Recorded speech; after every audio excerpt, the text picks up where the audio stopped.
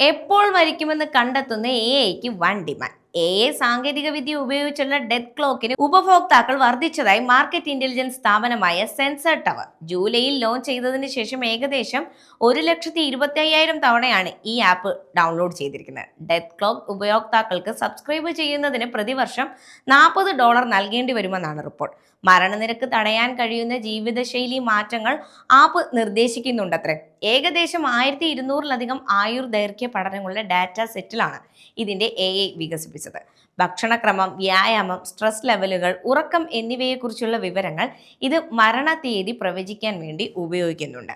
Brent Franson ആണ് ഇതിന്റെ developer.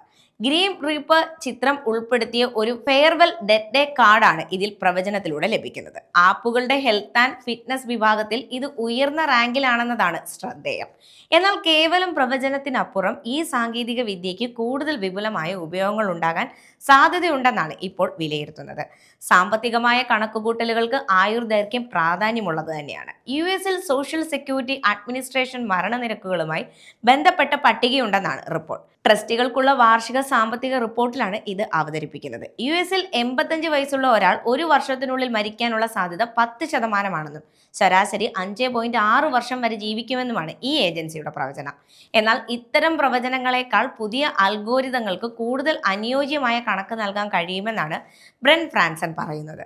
National bureau of economic research ഈ വിഷയത്തെ ചുറ്റിപ്പറ്റിയുള്ള 2 പ്രബന്ധങ്ങൾ പ്രസിദ്ധീകരിക്കുകയും ചെയ്തു. On the limited of chronological age എന്ന പേരിലായിരുന്നു ഒരു പ്രബന്ധം. വാർദ്ധക്യം ശാരീരിക ശേഷിയെ എങ്ങനെ ബാധിക്കുമെന്നതാണ് ഈ ഒരു പ്രബന്ധത്തിൽ പറയുന്നത്.